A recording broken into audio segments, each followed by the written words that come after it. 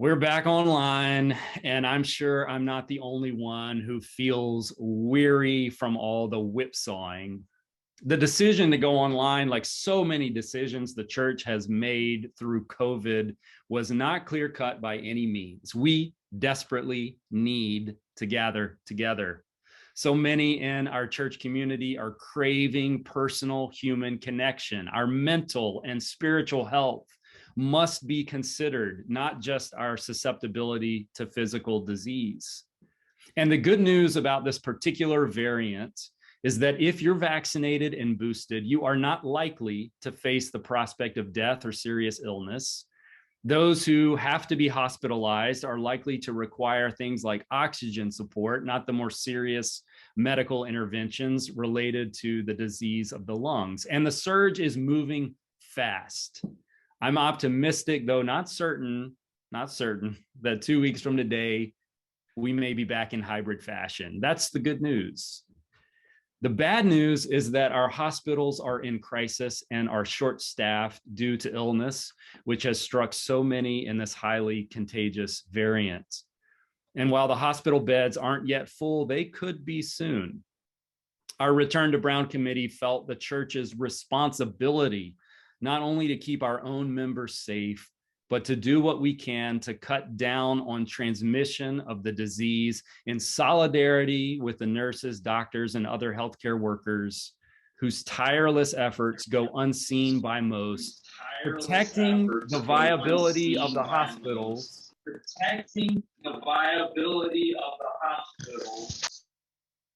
Thank you. Protecting the viability of the hospitals for those who do need to be there, whether from COVID or from something else. So here we are again, another unanticipated change of plans. It's the experience that so many of you have had recently on a more personal level. A flight canceled because the crew was sick or because you tested positive. A Christmas family event canceled because someone got sick. Waiting in a long line for a test or searching for one for days, unsure of whether you should go out in the world or not. Expectations dashed, and not one time, but countless times over these last nearly 2 years in a way that has shaken our foundations. I wonder if the Magi ever got acclimated to their changed expectations. It happened to them more than once. They first came to Jerusalem expecting to find a king, Jerusalem, the city of power, but they were wrong. In Bethlehem, that's where you will find them, they were told. Change of plans. Once there, they had planned to head home in the same way that they came, but they were warned in a dream to stay away from Herod, so they went home by another road, another change of plans.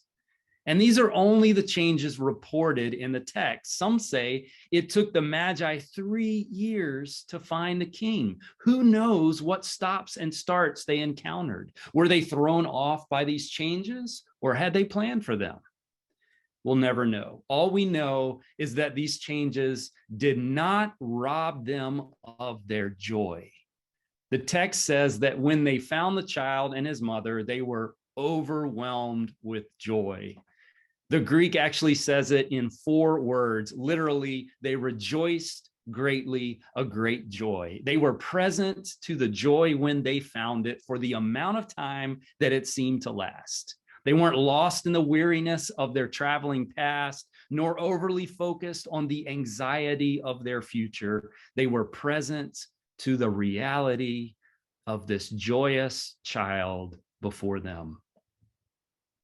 We desperately need to learn their secret, how to be present to great joy when all of your expectations are thrown out of whack.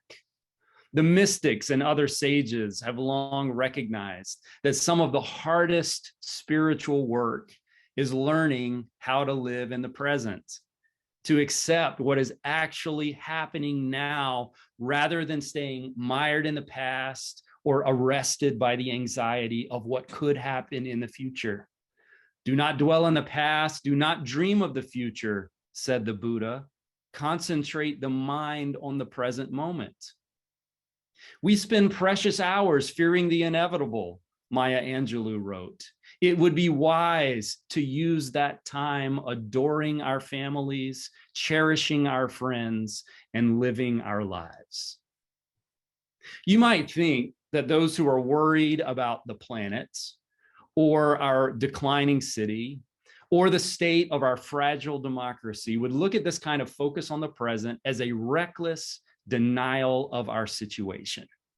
3 days after the January 6th anniversary, with our democracy in as precarious a situation as ever, how can we not mourn the past? With Baltimore City losing 1,000 homes a year to abandonment, with no answers for the violence, shedding families each year, continuing to fuel our decline, how can we not anticipate troubles? With forests on fire every year, floods and storms on the rise, how does living in the present moment lead us to constructive action? Well, some of those who care deeply about our planet and our nation's future are arguing, in the words of one journalist, that we need to dig ourselves out of nostalgia and face the world as it exists. We have this idea that the world is either normal and in continuity with what we've expected, or it's the apocalypse. It's the end of everything. And neither are true, says Alex Steffen, a climate futurist who thinks that part of our apocalyptic doomsdaying is making it harder to change our future, not easier. If you can wake up and go to work in the morning, he told the New York Times, then you're not in an apocalypse. Stefan had me thinking this week as I double masked and went to the grocery store, woke up each morning and logged into email, made phone calls, attended Zoom meetings for work and volunteer activities. He had me considering my own reality as I celebrated with my daughter her last college application completed on time, even leading church this morning from a living room instead of a sanctuary. It's true, we are not in an apocalypse. It's also true that we are in a weird, maddening mess. Stefan calls our situation trans-apocalyptic. We're in the middle of multiple crises, and we need to learn to live native to now. It's a period of discontinuity, which, according to Stefan, is a moment where the experience and expertise you've built up over time cease to work. It is extremely stressful emotionally to go through a process of understanding the world as we thought it was is no longer there, he says. There's real grief and loss. There's the shock that comes with recognizing that you are unprepared for what has already happened. Most of us have dragged our feet and deluded ourselves for too long about the state of the world, writes the reporter who interviewed Stefan, Elizabeth Weil. While we remain stuck, our world pulled away from our understanding of it. We've now fallen into a gap in our apprehension of reality. We need to acknowledge this, size up the rupture, then hurl ourselves over the breach. Now, I had hoped to scour the article for how we could do that, particularly those of us who do feel stuck, who are grieving past realities, or who are fearing the future. And when I didn't find what I was looking for, I went back to the text to find a similar thing. And I did find something. The Magi do seem to adapt to new realities. Though they are outside of Israel's borders, religious and geographic, they come to find the one they believe has brought great joy for them as well. This is part of what the church celebrates at Epiphany, the gathering of those beyond Jewish borders to be included in God's great salvific plan as predicted by the Jewish prophetic tradition. Those Magi made constant adjustments, allowed themselves to be tossed by shifting waves, floating with the changes instead of holding tight the anchors that needed to change. But what impresses me more is God's own movement, God's ability to shift and change with each new roadblock thrown in place by human folly and error. the countless times throughout the history of the people of God that God has to face the reality of human beings who have failed to fulfill God's expectations, who don't live up to God's hopes, much less their own. God's willingness to face that reality and to try something new and radically different in this eternal pursuit of love and justice. God's eternal hope for human beings, a God who uses tricksters and harlots and Hebrew slaves raised in Pharaoh's own house to bring about liberation, a God who dances to the hymns of female poets and shepherd boys recruited to bring down giants in their own times. It is God's ability to roll with the waves and adjust her response by holding dear her own dreams, especially when her methods for securing them, for realizing them, seem to fall apart. This imaginative flexibility of God is the basis of our hope, the source of our life, the very thing that gives us the ability to face all that is going wrong, to see God at work in our world. The Magi find a way home because God leads them to consider it. It could be a very thing that this pandemic is trying to cultivate within us. The ability to shift and change more than we thought we could, more than we thought we would have on our own. The ability to adjust to the realities before us with more creative possibilities than we imagined in the past, not because it is fun or better, but because it is what is necessary in the days to come when the past is past and we are forced to find other ways to find our way home. For joy can be found in many places, and justice can be achieved in more than one way. And we need to become as imaginative as God in our own searching. There was actually plenty to celebrate about 2021 for those who had eyes to see. I'm serious.